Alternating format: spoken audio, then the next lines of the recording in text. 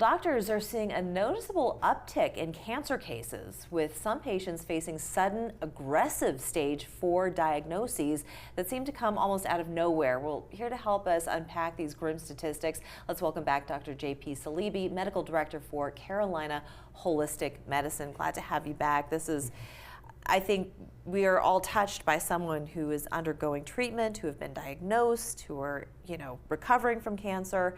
Why are we seeing this almost explosion of cancers? Right. So cardiovascular disease was like the #1 killer of Americans, and that's soon to be overpassed by cancer. And in the last few years, we've seen what we're calling turbo cancer. That's a new term. It's not really widely adapted, but we're seeing that as a consequence of we think has been related to what happened during the pandemic.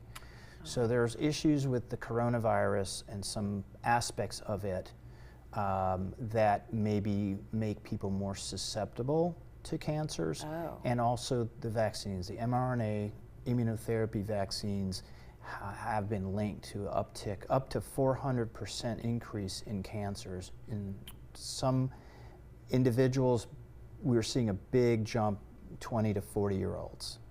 So young. Young. So young. Are these people that contracted the virus? Yeah. Or even if they had taken the prophylactic, the vaccination, did not catch it, maybe could have been exposed to it but actually didn't get sick from it? Right. So most everyone's been exposed to the coronavirus, or what we call COVID-19. So we saw a little bit of an uptick then, but really when the vaccines rolled out, that's when things exploded. Okay. So what is it? Are we just missing the signs? No, I think our diagnostics are pretty good. Yeah, I think I may have talked about that last time with the screening, the proper screening for that, but I think what's happening is there are certain things we're discovering within the vaccines. There's been some DNA contamination in many of the vials that were administered, and there's also some other components that may cause an increase of cancer, something called SV40, simian virus 40, which goes back to years and years ago in the polio virus when it was developed. That kind of hung on and is in a lot of vaccines now. SV40 is from a particular type of monkey from, I think, Madagascar, that's allowing researchers to grow certain viruses to make vaccines. And unfortunately, that has been associated with cancer. Oh, no kidding. Does our biology have anything to do with it? I'm sure biology does, our genetic makeup. There's some people that are bulletproof, they have family history of, but they never get cancer. There are people, women who've never smoked in their lives, no secondhand smoke, and they have lung cancer. So, we do hear about that. I mean, people who run marathons and are just the most active on, your block. What are some of the most aggressive stage 4 cancers that we are seeing, or which are the most common cancers that we're seeing sort of this explosion of the turbo cancers that you mentioned? Right. So, and we're seeing in groups of 20 to 40-year-olds GI cancer, gastrointestinal cancers in that group. Men, it'd be prostate. A lot of prostate cancers. We never saw that many numbers before. Women, it's breast cancer, cervical cancer, things like that. Then there's the big fast killers like pancreatic, renal cell carcinoma. By the time you make a diagnosis, it's usually fairly along the way. Sure. GI, though, that's interesting. Does that have something to do with our lifestyle, with what we're eating, consuming? Yes, in part, There's environmental pressures, even stress. So there are people who are stressed out over, let's say, a divorce or loss of a job. That can actually promote cancer. So there's different components to it. But what we need to talk about now is how you can introduce some alternative methods to some of those more clinical, traditional treatments.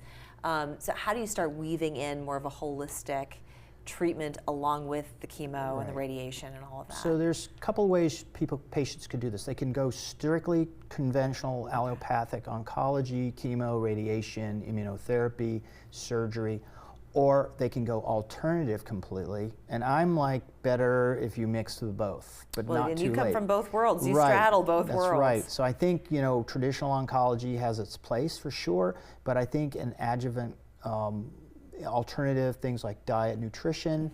I mean, nutrition alone is a big, big player. And then there are repurposed drugs, like some of our, typically some of the antiparasitic drugs are being used now, and like mebendazole, ivermectin, fenben. Why those? What they seem to have anti-cancer properties. Really? Yeah. Oh, that's really interesting. So that was kind of discovered, even before like the last 5 years it was looked at. So repurposed drugs, and there are many others. Like doxycycline might have a place in cancer care. Yeah. And then a lot of nutraceuticals like vitamin C, vitamin D for sure, vitamin D. And there are many others. Yeah, okay. Well, I want to take a break here. When we come back, I do want to talk about, at what point you should start implementing these non-traditional treatments to the regular oncological treatments that you're receiving from your doctor. So let's do that in 2 minutes. We'll be right back. Welcome back. We've been chatting with Dr. J.P. Saleeby, Director for Carolina Holistic Medicine. And these turbo cancers that we're seeing them just springing up, and in some of our youngest people, and the cancers run the gamut, but you said you're seeing a lot of prostate and GI, which is really interesting, breast cancer.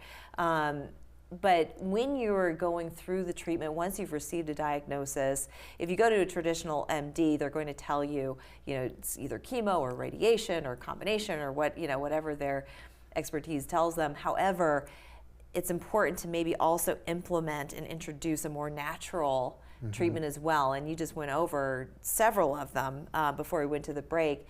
At what stage of treatment should people start to invite some of the more holistic methods? Right. So it should be embraced early on. Okay. It should not be relegated for, well, we've tried everything else. No additional recommendations are made by oncology. They want to put the patient in a clinical trial. That's usually a death sentence, right?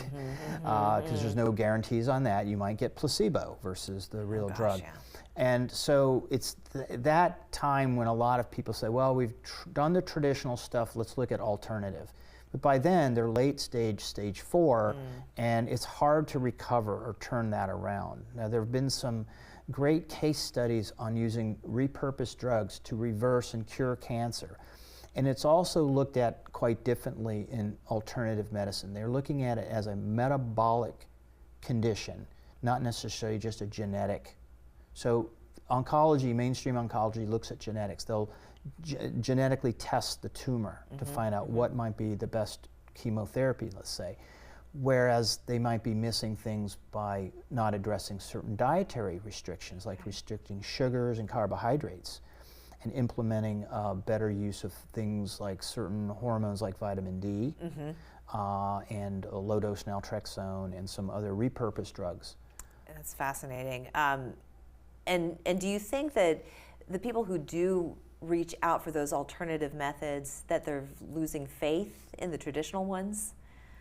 Well, yeah, I mean, a lot of folks have, they've had it with, they've tried, they've listened to their doctors, tried, and maybe were promised a cure, and then are a little disappointed.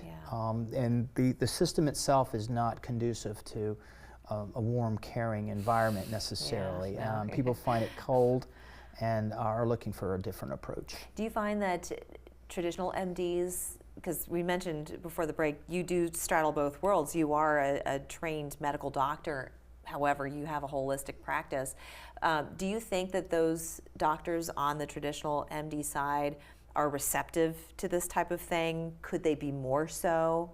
Maybe improve their education as far as that's concerned too? I always pray for them to be more receptive, for their eyes to be open and embrace another opinion. However, it's very difficult because of the societies they belong to. They're pretty hard and fast on a particular guidelines, so it's hard for them to deviate from that. What have you seen as far as those integrative approaches, as far as results are concerned, when things are caught early enough? Yeah, so that's a great question, and because we catch things so late, it's not a great track record, and there are a lot of failures. I lost 2 folks this year to aggressive metastatic prostate cancer, and I'm dealing with a patient now with esophageal cancer. It doesn't look very good, despite throwing everything but the kitchen sink at them. So, the important thing to remember is get in early. Don't use alternative for a last-ditch effort. Yeah. It needs to be embraced early. Okay.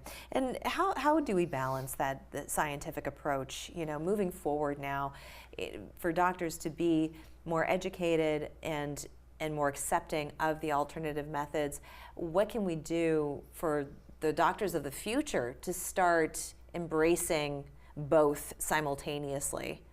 Right, so it's all about education. Yeah. You have to start in medical school, and in the first 2 years of didactic, they have to be introduced to alternative, integrative approaches. And you know, it's like the saying, you can't teach an old dog a new trick. Well, you get it early, and then they're more open-minded to embrace that in their medical school clinical years and residency. Okay, very good. Thank you so much, Dr. Saleeby. All right, we'll be back after this.